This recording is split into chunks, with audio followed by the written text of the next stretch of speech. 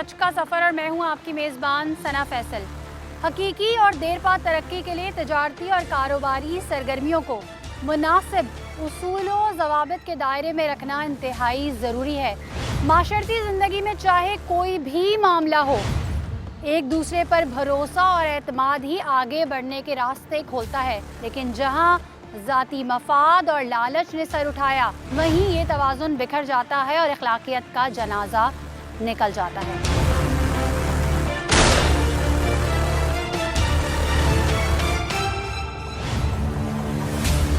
नाज़रीन, इस वक्त हम अशदुर रहमान के घर में मौजूद हैं और मेरे साथ उनके वालिद साहब मौजूद हैं। अस्सलाम वालेकुम। वालेकुम अस्सलाम। जवान बेटे की मौत का गम जिस पे बीतती है, वही इसकी तकलीफ़ जो है वो महसूस कर सकता है। हम तो ताज़ियत कर सकते हैं। कुछ अशद के हवाले से बताएं। अशद कैसा नौजवान था, क्या करता था, कैसा बेटा था? माशाल्लाह बहुत फरमादार बेटा था, हाफिज़ कुरान था और 4-5 साल से अपना कारोबार भी कर रहा था। शोरूम था उसका, मतलब शोरूम है बल्कि आप समझ लें। तो गाड़ियों का काम करता था। तो उसी दौरान में गाड़ी के लिए पैसा दिया था मेरे ख्याल में। एक दो बार मैंने परेशान देखा तो मैंने पूछा क्या बेटा कोई बात है क्या? तो मैंने लगा वो एक गाड़ी वाले को पैसे दिए थे मैंने गाड़ी ख़रीदने के लिए। तो उसने मैं गाड़ी दे रहा ना, पैसा दे रहा, मुझे वापस कर रहा। गाड़ी बेची थी किसी को? नहीं, ये गाड़ी ख़रीदा था। अच्छा। पहले भी वो एक दो बार नबील जो थे वो गाड़ी के साथ बेच चुके थे, मतलब ख़रीद चुका था नबील से। सही काम किया उसने। सही है। लेकिन बाद में फिर उसने वो पैसे लेके 32 लाख रुपए इसको। अच्छा, शुरू में जो रकम थी वो मेरे ख्याल है 80 लाख के लगभग थी। फिर कुछ पैसे उसने अदा कर दिए थे? नहीं, वो 32 लाख ही था। 32 लाख ही हाँ, थे। 32 लाख, 80 से 32 लाख की था रकम। और अच्छा, वो 32 लाख ऐसा था कि उन्होंने कोई गाड़ी खरीदी थी उससे? हाँ, अशद ने गाड़ी के लिए उनको पैसे दिए थे। अशद ने गाड़ी के लिए पैसे दिए थे। सही। इससे पहले भी पैसे देते थे, फाइल देते थे, गाड़ी दे देते थे। 2-4 बार किया, उसके बाद एक बार इसने मेरे ख्याल में गाड़ी नहीं दी। गाड़ी नहीं दी, ना उसका फाइल दिया। यार आज लेना कल ले लेना, इस तरह मतलब की बात वो टालते रहे। मतलब नबील जो है काफ़ी अर्सा हो गया नहीं दिया था उन्होंने। फिर उससे नबील से किसी तरह चेक, बल्कि नबील को घर पे ही बुला के गया। नबील ने मुझे 32 लाख का चेक दिया, 16 लाख का 2 दिया, इसी घर पे दिया उसने। और तारीख दिया कि निकाल लेंगे। वो बाउंस हो गया। 3-4 बार बाउंस होने के बाद फिर अशद ने FIR करवाया, उसमें उसको सज़ा हुई। सज़ा के बाद फिर उसने उसके वालिद साहब बीच में आए। मैं ठीक है, इसको अपने बाहर निकाल दो, आपको पैसा दे दूँगा।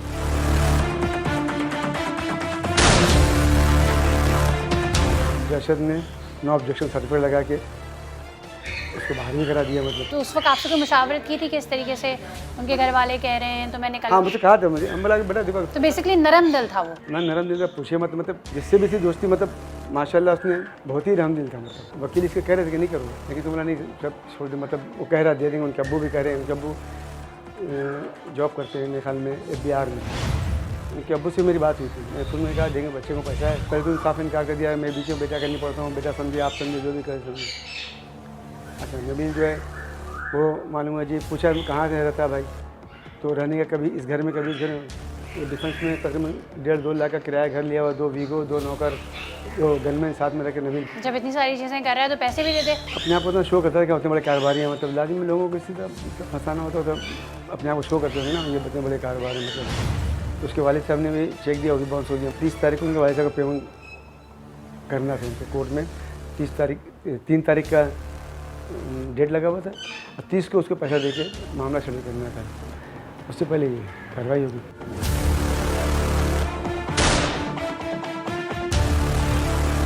हमें नहीं पता, मैं तो अपनी दुकान से आ रहा था श्रीनगर के पास।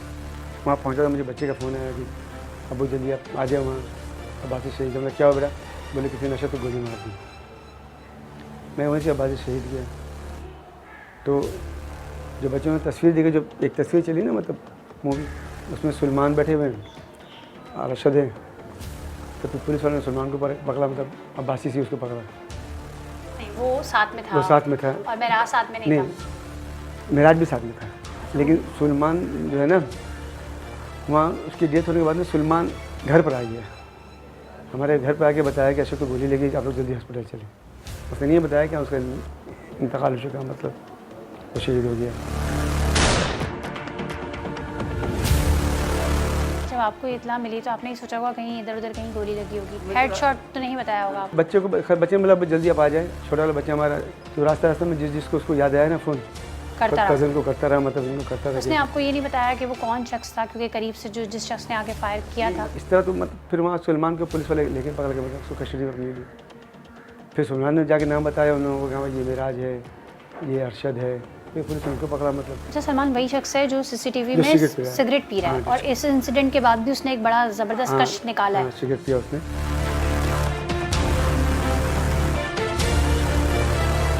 मेराज क्या कहना है कि मुझे हमने फ़ोन किया, ठीक है अरशद को यहाँ पर आओ, हम पैसे की डील कर लेते हैं, जो भी डील करना था इनको। तो मेराज ने अरशद को होटल में बुलाया। अरशद तकरीबन इसलिए मैं जब होटल वाले के पास 2 दिन के बाद ये पूछने उनका ये लगा तो बहुत 2 घंटा पहले से बैठा हुआ था और ये पीछे बैठा हुआ था। जब मेराज अरशद बोल के एक लगा है ना, फिर वो उनको सामने लेके आ गया, जाके बैठे। अच्छा, मेराज ये कहना है कि मैं घर से निकला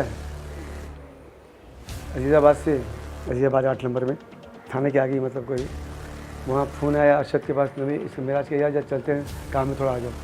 तो अरशद उसको बैग, मेराज की बैग, अरशद का कहना है मेराज ने मुझे लेके निकला वहाँ जाने के लिए, लेकिन वो आके पहले अरशद के पास रुका, अरशद से बात की, उसके बाद वो भी चला गया मस्कन के पास। मेराज और अरशद बाइक पे वहाँ जाके नबी से बात किया मतलब।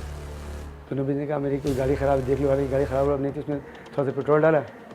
फिर वहाँ से मेराज और अरशद दोनों वापस आए। और ये जो अरशद था, इसको जानता था अरशद पहले से? इसलिए मुझे नहीं पता। नहीं पता। सही। इसलिए अरशद सबका, नबील का तो वो बताता था मुझे, नबील का, सलमान से तो खैर आता जाता था। उसने पेट्रोल डलवाया और वो आके बैठ गया, लेकिन उसने उसको तो नहीं बताया होगा कि मैं नबील से मिलकर आया हूँ? नहीं, किसी को नहीं बताया उसने। वो इस तरह के, मेरे ख्याल में जहाँ तक मेराज के कहना है शायद उनके पास रिपोर्ट होगा थाने में।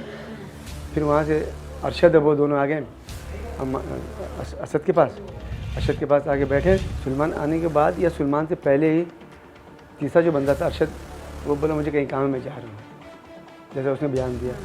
वो चला गया, सलमान बैठ गया। उसके 3-4 मिनट के बाद ही शूट हुआ, सीधा उसने अरशद पर शूट की। सही है। सर पे फायर का मकसद तो ये है कि आप, हाँ डायरेक्ट मतलब। फिर उसने, आप देखिए जब शूट से एक चंद सेकंड पहले ना मेराज कुर्सी अपना आगे करता है, 1 2 3, पहले मेराज है, फिर अरशद है, फिर सलमान है। आने वाला माता सीधा ही है, उसने मेराज अपनी कुर्सी आगे करता है। अब कुर्सी क्यों आगे करता है, थाने वालों को पता है कि उसको जगह दिया, स्पेस दिया, मारने वाले को कि भाई क्लियर मार लो उसको, या जो करना है। पुलिस इस पर छानबीन करने, मेराज से पूछा भी। आपको किन पे शक है? पैसे का लेन देन नबील से था। शक पर तो ये पुलिस ही बता सकती है कि इसलिए नबील तो डायरेक्ट खुद नहीं फायर किया होगा, क्योंकि नबील उस वक्त गुलशन में था। उसने अपनी एक लोकेशन पक्की कर ली थी। फाइल का क्या चक्कर था उसमें? एक अहमद रज़ा नामी बंदा है जिसकी बहन की गाड़ी की फाइल जो थी, उसका मुझे नहीं पता गाड़ी क्या फंसा। ये मतलब वही जो पकड़ा गया है। हो सकता है कि नबील ने पैसे की वजह में ये फाइल दिया हो अरशद वगैरह हो किसी को। अरशद के होते थे कभी कभार कोई झगड़े इस तरह के? नहीं, इस तरह के कभी कोई अरशद आज तक कभी नहीं बताया मुझे। वो लोगों के मसले पे बहुत हल करवाता था, थाने में बड़ी जान पहचान थी उसकी। अहमद रज़ा अरशद की जिस दिन मर्डर हुआ है, जिस दिन शहीद हुआ है, उस दिन शाम को एक इसका अहमद रज़ा का एक 10 लाख का चेक भी उसने बैंक में जमा कराया है, जिसको मोड़ पे उसने दिया था अरशद को। अभी किसके फेवर में दिया था, नबील के फेवर में दिया था, या वो चेक भी बाउंस हुआ। पैसे भी आप लोगों के देने थे, पैसे, बंदा भी आप लोगों का गया। पैसे उसको देने थे, 32 लाख रुपए देने थे। सही, बंदा भी आप लोगों का गया। क्या सोचते हैं, किस किस्म का कानून है, मतलब कैसा ये कि सेटअप है? आप देखें ना, मतलब हालांकि मैंने अरशद को बोला था, अच्छी बात भी कर दी बेटा माफ़ कर दे, छोड़ जाएंगे पैसा बच्चे को, लेकिन मतलब मामा मैं माफ़ तो कर दूँ, लेकिन ये मुझे तड़ी। क्या तड़ियाँ देते थे? बस वही देख लेंगे, ये कर देंगे, नबील और रज़ा, ये 2 का नाम देता था वो। हालांकि मुझे सिर्फ नबील से मुलाकात है, जो यहाँ मुझे चेक देने आया था रात में। बज़ाहिर आप उससे मिले थे, आपकी मुलाकात हुई थी, आपको कैसा आदमी लगता था? उस टाइम तो ठीक ठाक था। जब मैं थाने में गया भी, मैं जब उसको दिखाने के लिए, तो मैं तो पहचाने नहीं, मुझे सोचने बोला पहचानिए नबील, हमारे नहीं सर तो नबील है ही नहीं।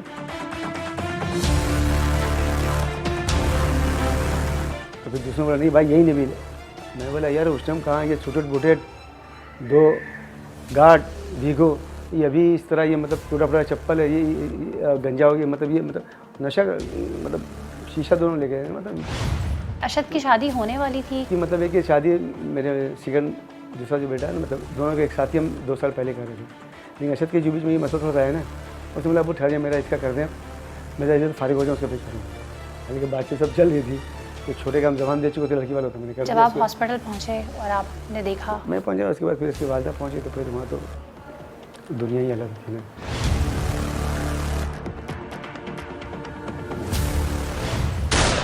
पहले बच्चा अंदर बैठा हुआ, उसको अपने बाहर लेके आए। यानी कि पहले वो अंदर अंदर बैठ के हाँ, हमने बातें पूछा, होती होटल वाले पूछा, उन्होंने बोला भाई यहाँ बैठा है, इसने 2-3 बोतल पी है, मेराज आए, अरशद आए, मिले। थी। मेराज ही किसी तरीके से कन्विंस करके ले आया कि बाहर आके बैठो। बैठो, हाँ लाजी, किसी ने तो किसी ने लाया नहीं इसको, बाहर जो गर्मी लगे कुछ मतलब। मेराज जो था वो काफ़ी देर से उसके साथ बैठा हुआ था, जबकि सलमान जो है वो थोड़ी देर पहले। सलमान तो सिर्फ 5 या 6 मिनट पहले आए।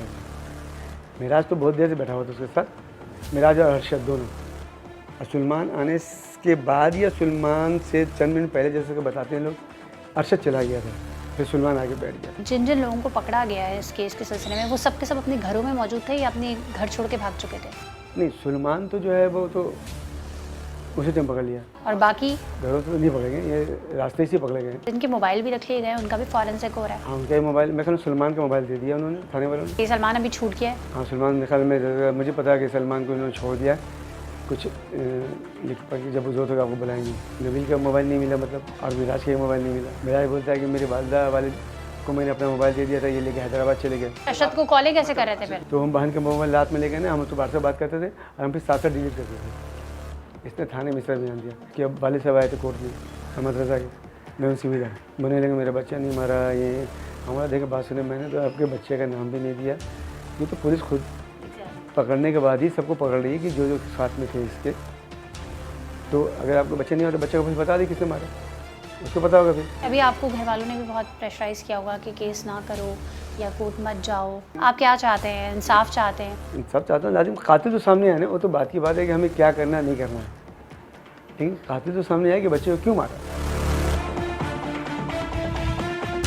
मतलब है कि मारने वाला कौन, वो तो नजर आ जाए, तो लोगों को नजर आ जाए कि हाँ भाई इसने बच्चे को मारा मतलब। तरह के पैसे के लिए आप 32 लाख हम लोग भी कारोबार करते हैं, पता नहीं लोगों को कितने कितने बकाया होते हैं, 7-2 साल से काम चलता रहता है, लेन देन होता रहता है। आगे किसी की नियत ही हो जाए कि हम बेईमानी करना तो कुछ भी कर सकते हैं। मतलब कि सामने तो आना चाहिए ना कि हाँ भाई इसने मारा है, फिर उसके बाद कानून के जो सज़ा होगी, फिर उसके बाद हम सोचेंगे ना हमें क्या अभी करना तक की जो इन्वेस्टिगेशन हो रही है आप उससे मुतमईन हैं? समझ ले, आधा मुतमईन आधा मुतमईन नहीं है, इसलिए कि मतलब है कि 2-3 दिन में तीनों ने रिमांड लिया, फिर पता नहीं पुलिस वाले इसका, यह मुझे तरीका इसका नहीं पता है, कानून का तो नहीं मुझे पता है कि रिमांड कितने दिन तक होता है, क्या होता है। उन लोगों को 2 को तो पहले भेजा, आज अहमद रजा को। अरशद की कौन सी बात याद आती है? सारी बात याद आती है उसकी।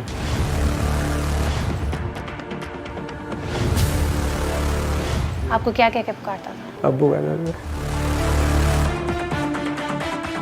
मैं तो खैर बाप हूँ, माँ है, छोटा भाई है, वो लोग को ज़्यादा डिस्टर्ब होता है उनका। तो मतलब ये कि पैसे के लिए इस तरह मार देना, मतलब पाकिस्तान में, और फिर हर कोई किसी को मारता है। फिर जितने भी इसके दोस्त आ रहे हैं माशाल्लाह, हर किसी एक काम पहले करता था, अपना काम छोड़ देता था, जो भी आता था अरशद भाई ऐसे चलो करा देते हैं। माँ बाप को चैन, सुकून और इत्मीनान जब ही नसीब होगा जब कातिल सामने आ जाएगा और उसे सज़ा मिलेगी।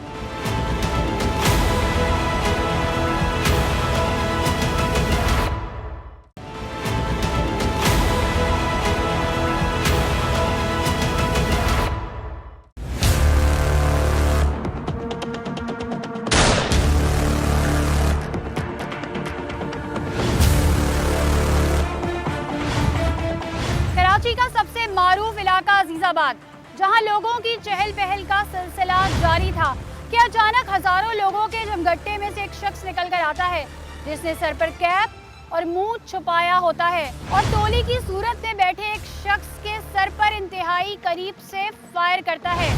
जैसे ही दूसरे शख्स को निशाना बनाता है, गोली चैम्बर में फंस जाती है।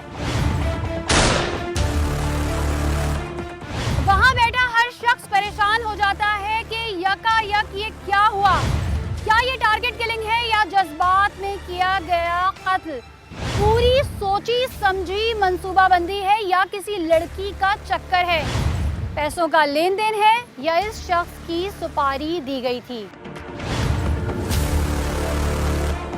इन तमाम मामलों से हम सच का सफर में पर्दा उठाएंगे, लेकिन साथ साथ आपको ये भी बताएंगे कि एक शख्स भरे मजमे में ऐसा भी मौजूद था जो जानता था कि यहाँ क्या होने वाला है, लेकिन फिर भी चुप रहा। आखिर क्यों?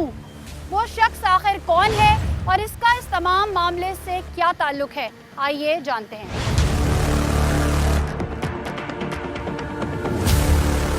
नाज़रीन, इस वक्त हम अजीज़ाबाद थाने पहुंच चुके हैं और यहाँ पर इन्वेस्टिगेशन कहाँ तक पहुंची है, मुजरिमान से क्या क्या तफ्तीश की जा चुकी है, तमाम चीज़ें जानते हैं। आइए। नाज़रीन, अशद मर्डर केस में जिन लोगों को गिरफ्तार किया गया है वो इस वक्त यहाँ पर मौजूद हैं और इनमें से एक शख्स वो है जो कि CCTV फुटेज में आपको नज़र आ रहा है। क्या नाम है आपका? महराज। आप उस वक्त जिस वक्त ये मर्डर हुआ अशद के साथ मौजूद थे? जी। क्या गुफ्तगू हो रही थी और क्या प्लान किया गया था? पहले हमारी जो गुफ्तगू हुई थी वो थी गुलशन में बैठने की। फिर प्लानिंग चेंज हुई अशर की तरफ से कि ऐसा करो उनको इधर ही बुला लो। ठीक है। तो उधर हम तकरीबन घंटे तक बैठे हैं साथ। उस दौरान जो है ये वक़्वा हुआ। उस दौरान आप लोग क्या मामलात हल कर रहे थे? ये जो तनाज़ा था बीच में दो लोगों का, उसके हल पे बात की जा रही थी या क्या? अशर के वालिद साहब के जो चेक थे ना वो बाउंस हो गए थे और वो ये कह रहा था कि मैं नबील के वालिद के ख़िलाफ़ FIR कराऊंगा। तो हम इस मसले के सलूशन के लिए गए थे कि मसले को किसी तरीके से हल करा दें। सलूशन तो ये निकला कि एक शख्स की जान चली गई ना।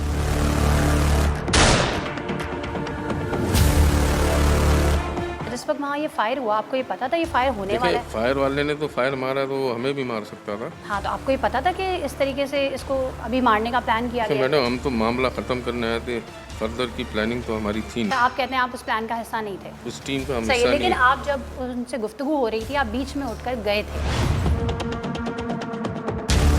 थोड़ा दोस्त के साथ गया था मैं किसी काम से। आप गए थे ना बीच में? बिल्कुल गए थे। और आप जिससे मिलने गए थे ये बात आपने अशद को बताई थी?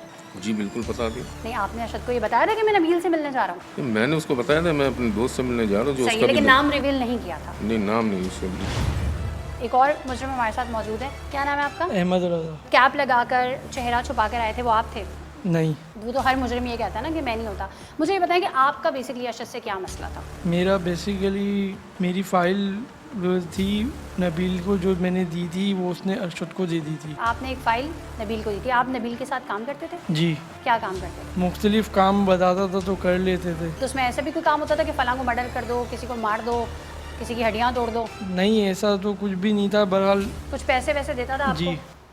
कितने? कभी 15,000 कभी 20,000। ये जो फ़ाइल आपने अपनी बहन की गाड़ी की रखवाई थी वो किसके पास रखवाई थी? नबील के पास। ये जो आपने फ़ाइल रखवाई थी कितने पैसों के वजह रखवाई थी? कुछ पैसों की वजह से रखवाई थी, ज़रूरत थी मुझे। आपके घर में पता था आपने वो फ़ाइल उनको दी? नहीं। फिर जब आपके घर में पता चला फिर? लड़ाई हुई, बहुत कुछ हुआ। फिर मैं जब अपनी फ़ाइल लेने गया नबील से तो उसने बोला वो तो मैंने हाँ अरशद को दे दी है। अरशद के पास गए आप लोग? हाँ जी। फिर उसने दी फ़ाइल आपको? नहीं, मांगने पे भी नहीं दी। फिर मैंने नबील के थ्रू ही मैसेज करवाया था तो नबील ने फिर बोला कि पैसे दे दो तो फ़ाइल ले लो, तो मेरे पास पैसे नहीं थे इसलिए। नाज़रीन, ये जो केसेस की अभी इन्वेस्टिगेशन हो रही है, अभी तक की जो इन्वेस्टिगेशन हुई है उसके मुताबिक 3 लोगों को नॉमिनेट किया गया है और मज़ीद तफ्तीश जो है वो जारी है। नाज़रीन, इस वक्त हम अजीज़ाबाद थाने में मौजूद हैं और हमारे साथ SIO फरहान साहब मौजूद हैं। अस्सलाम वालेकुम। वालेकुम सलाम। अशद केस के हवाले से बताइएगा कि बेसिकली इस कत्ल के महरकात क्या थे और इसका मास्टरमाइंड कौन था? 27/9/2023 रात के तकरीबन 8:50 हो रहे थे तो उस वक्त अशहद और उनके दोस्त सलमान और महराज ये तीनों शमीम अपार्टमेंट है यासीनाबाद पे वहाँ पे मौजूद थे और जो है बातें कर रहे थे। तो इतने में जो है एक शख्स आया और उसने जो है इनको गन शॉट किया और वहाँ से फ़रार हो गया। उसके बाद जो है इसकी FIR दर्ज होती है जिसमें जो है मुद्दई मुकदमा ने जो है 3 अशख़ास पे कभी शक का इजहार किया जिसमें महराज, अहमद रज़ा और नबील ये शामिल हैं। फिर उसके बाद जो है पुलिस ने अपने वर्क करते हुए इन तीनों को अरेस्ट किया और अरेस्ट करने के बाद जो है इसके मुहर्रिकात जानने की कोशिश की। अच्छा, जब इनको अरेस्ट किया क्या ये अपने घरों में मौजूद थे या भागे हुए? जब ये वारदात हुई है तो नबील और महराज तो अशद के साथ मौजूद थे लेकिन नबील वहाँ पे मौजूद नहीं थे। उसके अगर हम बैकग्राउंड में जाएं तो उसके मुहर्रिकात क्या बनते हैं तो उसमें ये था कि नबील इसने जो है अशद के कुछ पैसे अदा करने, रकम अदा करनी थी। कुछ पैसों की अगर हम बात करें तो स्पेसिफिकली 32 लाख रुपए थे। 32 लाख रुपए थे, ठीक है। तो 32 लाख रुपए का जो है नबील ने अशद को चेक दिया था लेकिन वो बाउंस हो गया तो अशद ने उसके खिलाफ FIR करवाई थी माजी में जिसमें जो है नबील 6 महीने तक जेल में रहा था और फिर अशद ने ही जो है इनके साथ एग्रीमेंट किया था और नबील ने फिर अपने वालिद साहब का चेक दिया अशद को कि और उसके बाद जो इसकी ज़मानत मुमकिन हो सकी। लेकिन क्योंकि अब वो डेट भी करीब आ गई थी, तो करीब आने के बाद जो है वो चेक भी बाउंस होने वाला था। और फिर जो है नबील को ये लगता था कि जो है ये भी चेक बाउंस हो जाएगा। और अशद ने इसी सिलसिले में जो है नबील के दोस्त महराज से रब्ता किया कि अब मैं ये FIR करवा दूँगा। महराज ने कहा कि आप बैठ के बात कर लें।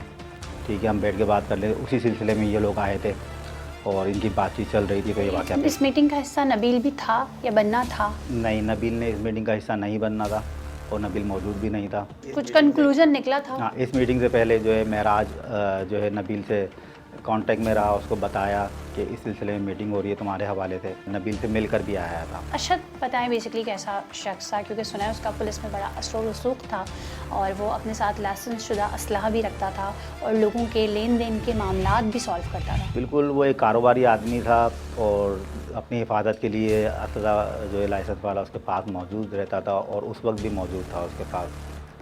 लेकिन ये वाक़या इतना अचानक हुआ कि उसे मौका नहीं मिल पाया। जिस शख्स ने फायर करीब से आकर किया, तो जब आपने इन्वेस्टिगेशन की होगी क्यों, तो अशद के साथ एक और शख्स बैठा हुआ था सलमान और महराज, उन्होंने उसका हुलिया बताया होगा, आइडेंटिफाई किया होगा कि वो शख्स कौन था? देखिए, इस पर हम जो है लादी बात है, ये इन्वेस्टिगेशन अभी चल रही है। हम जब तक किसी नतीजे पे ना पहुंच जाएं, ठीक है, तो हम जो है उसको अथेंटिक नहीं कर सकते हैं। तो अभी तक की तफ्तीश जो है वो कहाँ तक पहुँची है? अभी तो तफ्तीश जारी है, ठीक है ना, और तफ्तीश जो है वो जब तक मुकम्मल ना हो जाए तो हम कुछ नहीं कह सकते। इस केस में जिस पे शुबा जाहिर किया जा रहा है अहमद रज़ा कि जिसने मर्डर किया होगा, उसकी बहन की एक गाड़ी थी जी। मूव, और उस गाड़ी की जो फाइल थी वो उसने अहमद रज़ा ने नबील के पास रखवाई थी और नबील ने वो फाइल कुछ पैसों के एवज़ अशद के पास रखवाई थी। तमाम मामला क्या था? ये मामला कुछ इस तरह से था कि नबील जो है अहमद रज़ा जो है वो नबील के पास जॉब करता था। जॉब किस नौयत की थी? जॉब इस तरह की थी कि इनका प्रॉपर्टी का बिजनेस था नबील का, उनके पास एम्प्लॉय था, ठीक है, तो ऑफिस में होता था। तो अहमद रज़ा को कुछ रकम की ज़रूरत थी, तो उसने नबील से तकाजा किया कि मुझे उधार दे दी जाए, लेकिन नबील ने नहीं दिया। लेकिन अहमद रज़ा को पता था कि इसके पास जो कोई चीज़ गिरवी रखवा दी जाए वो कर्जा मिल जाएगा। अहमद रज़ा ने फिर अपने जो इंट्रोगेशन बयान में बताया, तो उसने अपने जो सगी बहन है उनकी गाड़ी की फ़ाइल जो है वो चोरी की, नबील के हवाले कर दी। जब 2-2.5 महीने गुजर गए, कितने पैसों के एवज़ की? 1 लाख रुपए की दी। जब 2-2.5 महीने गुजर गए, फिर नबील ने जो है फ़ाइल देने का वक्त आया, तो फिर अहमद रज़ा को पता चला कि नबील के पास तो फ़ाइल है नहीं, वो तो वो अशद को दे चुका है। उसने वो फाइल अशद को कितने पैसों के एवज़ रखवाई? ये नहीं पता अभी। हमने ये सुना था इस हवाले से जो है वो अहमद रज़ा की बहन ने कोई केस भी किया था। इस हवाले से इनकी बातचीत ज़रूर चल रही थी, केस का जो है कोई ऐसा अभी तक सामने नहीं। अहमद रज़ा की बहन की गाड़ी की फ़ाइल भी अशद के पास थी और नबील भी जो था वो अशद का कर्जदार था और महराज चूँकि सहूलतकार था जिसने उनको उस वक्त वहाँ पे जमा किया था, या उसको उसकी लोकेशन एग्जैक्ट पता थी कि इस वक्त यहाँ पर हमें अशद मिल सकता है। अशद तो काफ़ी देर से वहाँ पे बैठा हुआ था ना, तकरीबन 6:30 बजे से जो है वहाँ पर मौजूद थे। और जो है अच्छा, पहले ये जो मीटिंग तय हुई थी ये किसी और लोकेशन पे हुई थी, ये गुलशन इकबाल में किसी सुपर स्टोर के पास ये लोकेशन तय की गई थी। अचानक लोकेशन बदलने की वजह क्या थी?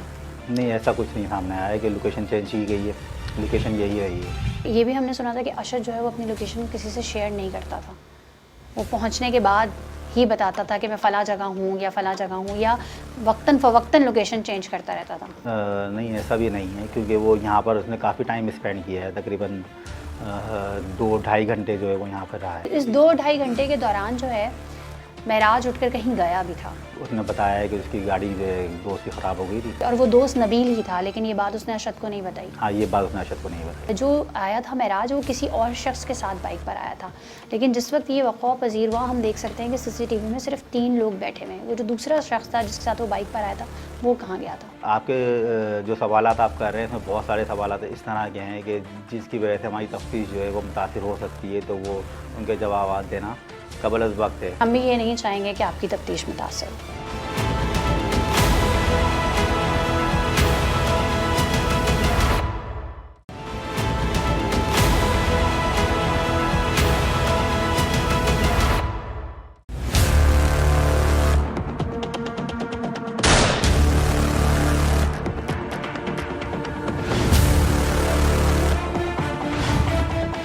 नाज़रीन, इस वक्त हमारे साथ एसएसपी इन्वेस्टिगेशन सेंट्रल हफीज़ुर रहमान बुट्टी साहब मौजूद हैं। अस्सलाम वालेकुम। वालेकुम। आपके टाइम का शुक्रिया। हफीज़ साहब, स्पेसिफिकली इस अशहद के केस की बात की जाए तो इस केस में पुलिस की बर वक्त कार्रवाई और इन्वेस्टिगेशन की वजह से मुजरिमों को जल्द कटहरे में लाया गया, जबकि सीसीटीवी फुटेज की अगर हम बात करें तो उसमें चेहरे भी वाज़ेह नहीं थे। तो किस तरीके से इस केस को सॉल्व किया गया? इस केस के हवाले से मैं बात करूं तो ये एफआईआर में कंप्लेनेंट ने जिनके ऊपर उनको डाउट था, शक था, जो पेंडिंग इशू मकतूल का चल रहा था, 3 लड़कों के साथ उन्होंने उनको नॉमिनेट किया। ये तीनों मुलजमान हैं, नबील है, मिराज है और अहमद रज़ा है। They were nominated in the FIR. In this nominated FIR SIO Azizabad और टीम ने इस पर काम करते हुए पहले इनके 2 एक्यूज़ अरेस्ट हुए हैं, नबील और मिराज। तीसरा एक्यूज़ अहमद रज़ा है। अब कोर्ट ने उनकी डिस्क्रेशन पे है कि उनको जुडिशल कस्टडी में भेज दे। मसला चल रहा था ये बेसिकली नबील और अशद के दरमियान चल रहा था, जिसके मुताबिक नबील ने कोई 32 लाख की पेमेंट करनी थी। ये पेमेंट तो बहुत ज़्यादा थी, कोई 80 लाख से ज़्यादा थी, लेकिन जो रह गई थी पेमेंट वो तकरीबन 32 लाख के करीब थी। इस वजह से उसने उसको कुछ चेक्स दिए थे जो कि बाउंस हुए। पहले वो 7 महीने की जेल करके आया, फिर उसके बाद जो उनका भाई था नबील का शहरयार, उसने अपने नाम के चेक बना के दिए, वो बाउंस हुए। फिर उस पर जो है वो ये केस अदालत में गया। फिर उसके बाद उन्होंने दोबारा चेक दिए, वो बाउंस हुए। फिर वो 3 महीने की जेल काट कर आया। फिर उसके बाद उनके वालिद साहब ने चेक दिए। तो ये कहानी शुरू से ही धोखा, झूठ, फ्रॉड पे चल रही थी। अशद के पैसे देने थे, उसी को मरवाया और मरवाया गया किसी तीसरे शख्स के हाथों। उसका क्या किरदार था इसमें? अहमद रज़ा इनका दोस्त है। बेसिकली देखें, ये जो तमाम इंसिडेंट आप नरेट कर रहे हैं, इसका बैकग्राउंड नरेट कर रहे हैं, this is actually what happened और this is the background of this murder. Financial transactions और इनका डिस्प्यूट, बाद में उन्होंने चेक्स देना और उन चेक्स का डिसऑनर होना। तो मकतूल ने लीगल एक्शन का सहारा लिया, अपने तमाम वो चेक्स जो डिसऑनर हो गए उनकी एफआईआर लॉन्च की। Right now at this point of time ये जो फाइनेंशियल ट्रांजैक्शंस की डिस्प्यूट और इसका कंट्रोवर्सी स्टेज पे था कि अब ये जो एक्यूज़्ड है नबील, इसके वालिद का चेक डिसऑनर हुआ और he was going to proceed against him in police. वो एफआईआर रजिस्टर उन्होंने 489F का करना था इनके अगेंस्ट। तो इसमें फिर इन्होंने ये इंतहाई कदम उठा लिया और उसको ये असैसिनेट करवाया। एफआईआर में ये नॉमिनेटेड एक्यूज़ हैं, पुलिस ने इनको अरेस्ट किया। ये दोनों इसके एक्म्प्लिस्ट हैं और मज़ीद हम इस केस को वर्कआउट कर रहे हैं। तमाम जो एक तो ये है कि केस को इन्वेस्टिगेट करना, दूसरा ये है कि प्रोसिक्यूशन के लिए एक स्ट्रांग केस को प्रिपेयर करना। तो हम दोनों एस्पेक्ट्स को डील कर रहे हैं। तमाम जो इंक्रिमिनेटिंग एविडेंसेस तीनों एक्यूज़ के हवाले से हैं उनको कलेक्ट किया जा रहा है, उनको सफ़ाए मिसल पे लाया जा रहा है। तो I being SSP investigation central I will personally ensure कि प्रॉपर इन्वेस्टिगेशन होने के बाद प्रोसिक्यूशन को एक स्ट्रांग केस हम प्रिपेयर करके दें, तो ताकि ये जो एक्यूज़ हैं जिसने फाइनेंशियल लायबिलिटी होने के बावजूद एक शख्स जिसके पैसे देने थे उसी को मर्डर किया, इनको करार वाक़ई सज़ा हम दिलवा सकें कोर्ट में। ये जो कत्ल हुआ था ये भरे मजमे में हुआ था, कहीं किसी सुनसान गली या जगह पे नहीं हुआ था। जिस जगह हुआ था इस कत्ल में बेसिकली जो सहूलतकार था मिराज, वो जिसको पता था कि अब से थोड़ी देर पहले जो उन्होंने प्लानिंग की है उसके मुताबिक इस अशद का कत्ल होने वाला है। क्या आपको लगता है कि अवाम के अंदर से पुलिस का डर खौफ ख़त्म होता जा रहा है और उनका डर खौफ जो ख़त्म हो रहा है, वो डर खौफ पैदा करने के लिए पुलिस को इसी तरीके से जल्दी केस सॉल्व करने की ज़रूरत है? जो सर्टेनिटी ऑफ पनिशमेंट है ना, जो भी लॉ ब्रेकर है या जो लॉ एंड ऑर्डर को ब्रीच कर रहा है या जो वारदात कर रहा है, अगर उसको इस बात का यकीन हो कि मैं जो ऑफेंस कमिट करने जा रहा हूँ, इफ़ आई गॉट एप्रीहेंडेड, तो पनिशमेंट 100% है। जब सर्टेनिटी ऑफ पनिशमेंट जिस सोसाइटी में हो वहाँ पे फिर लोग डरते हैं। We are trying our best और हमारे जो मौजूदा आईजी सिंध हैं राजा रिफत साहब, वो इन्वेस्टिगेशन पे उनको पूरा कमांड है और मौजूदा CCPO जो एडिशनल आईजी कराची हैं खादिम रिंद साहब, इनका भी प्रायोरिटी है इन्वेस्टिगेशन। तो गाहे बगाहे हमें गाइड करते हैं और पूछते भी हैं। तो ये जो आप डर खौफ की बात कर रहे हैं क्रिमिनल्स के माइंड में, वो तभी पैदा होता है जब उनको ये यकीन हो कि 100% सज़ा होना है।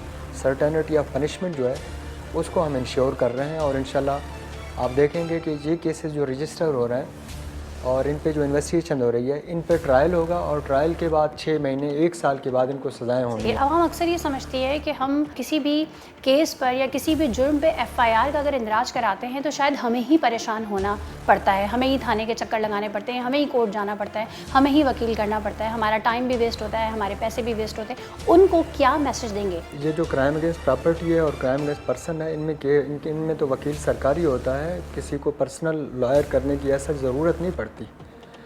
और ख़ासकर ये जो क्राइम अगेंस्ट पर्सन है और मर्डर है, इसमें तो पुलिस बहुत सीरियस तरीके से केसेस को हम इन्वेस्टिगेट भी करते हैं, वर्कआउट करते हैं और प्रोसिक्यूशन को केसेस प्रिपेयर करके देते हैं। जहाँ जहाँ लेकुनाज होते हैं उसको पहले SSP इन्वेस्टिगेशन के ऑफिस के लेवल पे उनको सॉर्ट आउट किया जाता है। अगर कुछ रह भी जाता है तो आवाम को ताउन करना चाहिए पुलिस के साथ। पब्लिक ट्रस्ट और कम्युनिटी पुलिसिंग ये तो हर जगह पे तमाम ममालिक में साइड बाय साइड चलते हैं और we are trying our best कि हम पब्लिक में अपना फेथ रेस्टोर, अपना कॉन्फिडेंस रेस्टोर करें एंड तब the public should be having faith on this system. और अब तो बिल्कुल एक इंडिपेंडेंट इन्वायरमेंट है जिसमें पुलिस पे कोई ऐसा प्रेशर नहीं है। हमने देखा पुलिस बहुत एक्टिव नज़र आ रही है। ब्लाइंड मर्डर केसेस थे उनको वर्कआउट किया तो डेफिनेटली पॉपुलेशन बहुत ज़्यादा है कराची का और फॉर अ लॉन्ग टाइम एक जो सिस्टम एक पुलिस का एक एपरेटस काम कर रहा था उसमें अब गियर शिफ्ट करने में थोड़ा बहुत ज़रूर लग रहा है। लेकिन ये है कि अब लास्ट टाइम जो क्राइम मीटिंग हुई है एडिशनल IG कराची की, जब हम कंपैरिजन देख रहे थे सितंबर और अगस्त के क्राइम का, तो there was hell of difference. Crime जिसमें फायर आर्म इंजरीज़ हैं, जो वायलेंट क्राइम है उसमें 50% डिक्रीज़ है, जो कि खुशाइन बात। डेफिनेटली उसमें ये इम्पैक्ट है जो पुलिस एक्टिव हुआ है और पुलिस जो वाइब्रेंट है और क्रिमिनल्स को पकड़ा जा रहा है और उनको थ्रू ड्यू प्रोसेस कोर्ट में प्रोड्यूस किया जा रहा है, तो इसका एक इम्पैक्ट तो है सोसाइटी में। और आने वाले वक्तों में आप देखेंगे इसका एक पॉजिटिव इम्पैक्ट जाएगा सोसाइटी में और लोगों को कॉन्फिडेंस भी रेस्टोर होगा। इस केस में पुलिस ने बर्बाद कार्रवाई करते हुए शवाहिद जमा की और कामयाबी से मुजरिमों तक पहुंचकर उनको गिरफ्तार किया। ये काबिले सताइश है। जुर्म कोई भी हो, पुलिस के साथ आवाम का ताउन इंतहाई ज़रूरी है, तभी जराइम पेशा अनासर की सरगर्मियों में रोकथाम मुमकिन है। और अगर बात की जाए इस्लामी और माशरती कवानीन की, तो वो इस बात की हरगिज़ इजाज़त नहीं देते कि कोई भी इंसान हुसूल माल या किसी भी मकसद के लिए हलाल और हराम का इम्तियाज़ ख़त्म कर दे। हवस परस्ती, मफाद परस्ती और गलत बयानी से माशी बिगाड़ पैदा होता है और पूरा माशरा मुतासर होता है, जैसा कि इस वाक़े में हुआ। याद रखें, जुर्म कोई भी हो ज़्यादा दिन तक छुप नहीं सकता, एक ना एक दिन कानून की गिरफ्त में आ ही जाता है और यही असल हकीकत है। याद रखें, नफरत जुर्म से करें, मुजरिम से नहीं। अपने इर्द गिर्द रहने वालों का ख्याल रखें और इस यकीन के साथ अपनी मेज़बान सना फैसल को इजाज़त दें कि सच के सफ़र में आप हमारे साथ हैं। अल्लाह हाफ़िज़।